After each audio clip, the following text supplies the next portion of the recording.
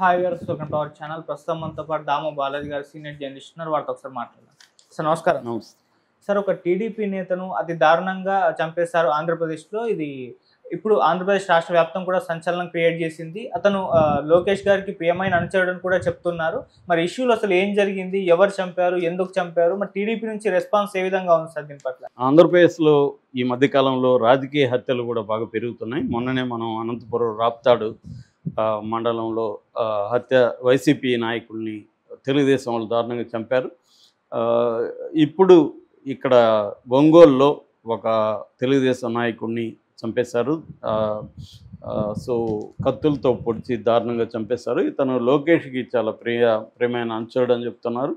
ఇతని పేరు మొప్పవరపు వీరయ్య చౌదరి, 50 ఏళ్ళు. ఈయన గతంలో నాగులుప్పలపాడు ఎంపీపీగా ఉన్నాడు. వీళ్ళది నాగులుప్పలపాడు మండలంలో అమ్మనబురోలు అనే గ్రామం.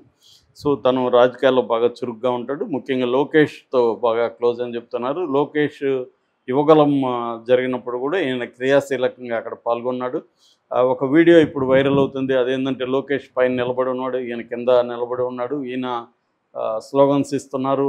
ఈయనకు అడ్డుగా ఇంకొకరు ఉంటే లోకేష్ పదే పదే వంగి ఇతనికి అడ్డుగా ఉన్న అతని పక్కకు దోస్తున్నాడు. ఈయన కనబడాలి కెమెరా కానీ. సో అంత ఆయన్ని అంత కేర్ తీసుకొని ఆయన పట్ల శ్రద్ధ తీసుకుంటున్నాడు అనేది మనకు అర్థమవుతుంది.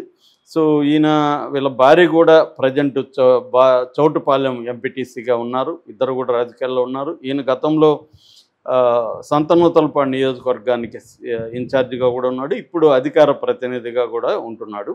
పైగా ఈయన మాజీ ఎమ్మెల్యే, మాజీ జడ్పీటీసీ అధ్యక్షుడు. ఈదర హరిబాబుకు మేనల్లుడు అని చెప్తున్నారు. ఈ న్యూస్ వినగానే హరిబాబుకు కూడా గుండె నొప్పి వచ్చింది, ఆయన హాస్పిటల్లో చేర్చారని చెప్తున్నారు. సో ఇది ఎలా జరిగింది, ఎందుకు జరిగింది అనేది మనం చూస్తే, నిన్న ఆయన మొన్న హైదరాబాద్కి వచ్చున్నాడు. హైదరాబాద్ నుంచి మంగళవారం ఆయన ఒంగోలుకి వచ్చాడు. వచ్చినాక వాళ్ళ ఆఫీస్ ఉంటుంది. ఈయన 2 రకాల వ్యాపారాలు ప్రధానంగా చేస్తుంటాడు. ఒకటేమో మద్యం సిండికేట్ మెంబర్. ఈయన మద్యం సిండికేట్లో ఉండే అనేక షాపుల్ని ఏలంలో పాడుకోవడం, దాన్ని వీళ్ళ సిండికేట్లో ఉండే వాళ్ళే తీసుకోవడం, అలాంటివి చేస్తారు. మద్యం సిండికేట్ మెంబరు. రెండవది చాలా కాలం నుంచి రియల్ ఎస్టేట్ కూడా ఈయన చేస్తుంటారు. ఈ 2 యాక్టివిటీలో, బిజినెస్ యాక్టివిటీకి సంబంధించి ఈయన ఆఫీసు ఉంది. మంగమూరు జంక్షన్లో పద్మా టవర్స్ అనే దాంట్లో ఈయన ఆఫీసు ఉంది. రెవెన్యూ కాలనీ అంటారు దాన్ని. సో ఈ రెవెన్యూ కాలనీలో ఉండే ఈ పద్మా టవర్స్లో ఈయన ఆఫీస్లో ఉన్నాడు. 7:30 ఆ ప్రాంతంలో రాత్రి ఒక మొత్తం 8 మంది అని చెప్తున్నారు. 7:35కి 8 మంది. అందులో 3 హిందీలో మాట్లాడుతున్నారు, 5 మంది తెలుగులో మాట్లాడుతున్నారు. 3 కూడా 8 మంది కూడా మొత్తం 3 బైకులు వేసుకుని వచ్చారు. అందరూ కూడా కర్చీపులు కట్టుకున్నారు ముఖానికి, ఐడెంటిటీ కనబడకుండా. అందులో 3 ఆఫీసులోకి వెళ్ళి ఈయన్ని వెళ్ళగానే ఈయన్ని కత్తులు అవి తీసి కత్తులతో ఈయన్ని దారుణంగా పొడిచారు. మొత్తం బాడీలో 43 కత్తిపోట్లు ఉన్నాయని చెప్తున్నారు. పొడిచి చనిపోయినాడని చూసుకున్న తర్వాత వాళ్ళు బయటకు వచ్చారు. అప్పటికి ఆఫీస్ బాయ్ ఒకడే ఉన్నాడు. ఆఫీస్ బాయ్ గట్టి గట్టి కేకలేస్తే పక్కన ఉన్న వాళ్ళు, ఒక కుర్రవాడు పక్క ఆఫీసు నుంచి రావడంతో వీళ్ళు కత్తులు చూపించి అతను కూడా బెదిరించి అతన్ని ఆపేసి అక్కడే వీళ్ళు పారిపోయారు. ఎంత వేగంగా వచ్చి అటాక్ చేసి పొడిచి చేశారో అంతే వేగంగా కూడా పారిపోయారు. సో దీని తర్వాత పోలీసులకు ఇన్ఫర్మేషన్ వచ్చింది. పోలీసులు వచ్చారు.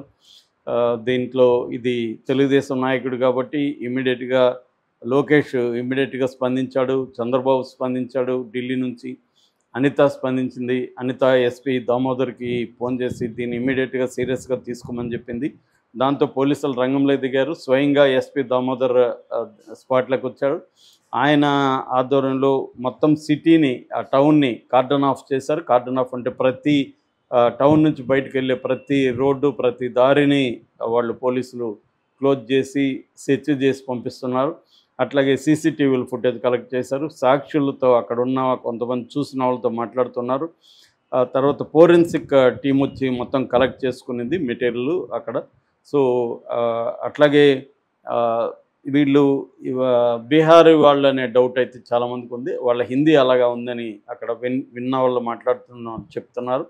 అందుకని హోటల్స్ ఎక్కడైనా వీళ్ళు స్టే చేసి ఉండే అవకాశం ఉందని చెప్తున్నారు. సో పోలీసులు ఇప్పటివరకు చెప్తున్న దాని ప్రకారం ఇది రాజకీయ హత్య కాకపోవచ్చు, మద్యం సిండికేట్లో ఈయన గొడవలు ఉన్నాయి, ఆ గొడవల్లో నుంచి మద్యం సిండికేట్ వాళ్ళే ఈయన చంపుండొచ్చు. ఇది వైసీపీకి టీడీపీకి మధ్య ఉన్న రాజకీయ కక్షలో భాగంగా జరగలేదు ఈ హత్య. ఇది ఈయన వ్యాపారానికి సంబంధించిన ప్రత్యర్థులే చంపుంటారు, అది కూడా సుపారీ ఇచ్చి చంపించారు. వీళ్ళు చంపిన వాళ్ళు ప్రొఫెషనల్స్, వాళ్ళు చాలా ప్లాన్డ్గా రెక్కి చేసినట్టుగా అర్థమవుతుంది. అంటే ఈయన్ని ఎక్కడ అటాక్ చేయాలి, ఈయన ఏ టైంకి ఆఫీస్లో ఉంటాడు, అటాక్ చేసిన తర్వాత ఎస్కేప్ రూట్స్ ఏంటి, ఎట్లా మనం వెళ్ళాలి, బైక్ని దొంగిలించారా లేకపోతే వీళ్ళవేనా బైక్లు, అవి కూడా తెలియదు. సో ఈ విషయాలు అన్నీ కూడా తెలియాల్సి ఉంది. ముందుగా హంతకులను పట్టుకుంటే దాని తర్వాత వీళ్ళని ఎవరు నియమించారు, ఎవరు పెట్టుకున్నారు, ఎందుకు హత్య చేశారు, ఇవన్నీ కూడా తర్వాత బయటకు వస్తాయని. సో దీని మీద ఇప్పుడు లోకల్గా ఉన్న వైసీపీ నాయకులు కూడా ఖండిస్తున్నారు. గతంలో కూడా తెలుగుదేశానికి సంబంధించి ఈ ఏరియాలోనే తోట చంద్రయ్య కావచ్చు, గిరినాథ్ చౌదరి ఇలాంటి వాళ్ళని కూడా చంపేశారు. అప్పుడు తోట చంద్రయ్య లాంటి హత్యల్లో వైసీపీ హస్తం ఉందని కూడా చెప్తున్నారు. ప్రధానంగా వైసీపీ వాళ్ళని తెలుగుదేశం వాళ్ళు చంపడం జరుగుతూ ఉంది, తెలుగుదేశం వాళ్ళు వైసీపీ వాళ్ళు కూడా చంపడం జరుగుతుంది. అంటే ఈ గత 5 ఏళ్లలో వైసీపీ దగ్గర బాధలు పడిన వాళ్ళు రిటాలియేట్ చేస్తున్నారు.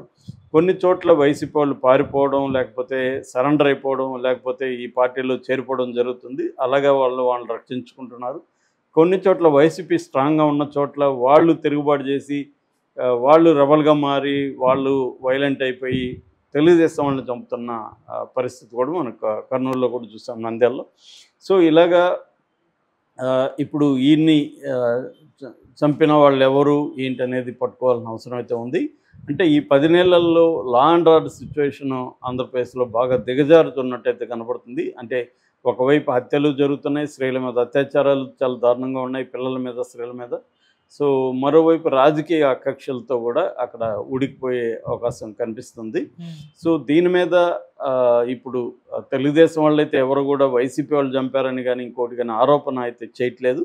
కానీ సీరియస్గా తీసుకోవాలి ఈ హత్యను. ఎందుకంటే ఇతను లోకేష్కి చాలా ఇష్టమైన వ్యక్తి. లోకేష్ దాంట్లో కూడా చెప్పాడు, తను చాలా దగ్గరగా ఉంటాడు, నాకు చాలా యాక్టివ్గా ఉంటారు, ఆయనకి ఎంతో రాజకీయ భవిష్యత్తు ఉంది, అట్లాంటి వాడిని చంపేశారనేది అతను అధికార ప్రతినిధిగా అనేక టీవీ ఛానళ్ళు, అనేక ఫోరమ్స్లో కూడా గట్టిగా మాట్లాడడం అనేది కూడా జరుగుతుంది. అయితే అతను మద్యం సిండికేట్లో భాగంగా కొంతమందిని ఎనిమీస్గా చేసుకున్న మాట కూడా వాస్తవమే అని చెప్తున్నారు. ఎందుకంటే మామూలుగా మనకి ఎక్కువగా ల్యాండ్, లేకపోతే మద్యం, లేదా వైవాహికేతర సంబంధాలు, ఈ 3 అంశాలు ప్రధానంగా హత్యలు జరగడం అనేది మనం చూస్తుంటాం. రాయలసీమలో అంటే అది ఫ్యాక్షన్ అంటారు దాన్ని. ఫ్యాక్షన్ కూడా మళ్ళీ ఈ కారణాలే ప్రధానంగా ఉంటాయి. అక్కడ ఎక్కువగా ఆర్థిక కారణాలు ఉంటాయి, కాంట్రాక్టులు కావచ్చు, లేకపోతే ఇట్లా సిండికేట్లో మద్యం కావచ్చు, రియల్ ఎస్టేట్లో గొడవలు కావచ్చు, ఇవి ప్రధానంగా మనకి అక్కడ కనబడుతుంటాయి. అంటే ఒక ఆర్గనైజ్డ్ క్రైమ్ అనేది ఈ ఏరియాలో ఎక్కువగా కనిపిస్తుంది. ముఖ్యంగా ఆర్థిక కారణాలు లేకుండా ఆర్గనైజ్డ్ క్రైమ్ అనేది ఉండదు. అవి కాకుండా మామూలుగా ఇండివిజువల్స్ హత్యలు అనేవి మనకి ఎక్కువగా ఈ సోకాల్డ్ అక్రమ సంబంధాల వల్ల జరుగుతాయి. బట్ ఆర్గనైజ్డ్ క్రైమ్ ఎప్పుడు కూడా దాని వెనుక ఆర్థిక కారణాలు బలంగా ఉంటాయి. బిజినెస్ల్లోనూ లేకపోతే ఇట్లా సిండికేట్లను తమకు అడ్డుగా ఉన్నారు, తమను ఇబ్బంది పెడుతున్నారు అనేది అడ్డు తొలగించుకోవడం వాళ్ళు చేసేది. వాళ్ళు అన్నిటికీ ప్రిపేర్ చేస్తారు. వాళ్ళకి తెలుసు మనం దొరుకుతామని, దొరికితే జైలుకి పోతామని తెలుసు, దానికి ప్రిపేర్ అయ్యి ఉంటారు. సో ఇవన్నీ కూడా ఆర్గనైజ్డ్ క్రైమ్ వాళ్ళు ఏంటంటే అన్నీ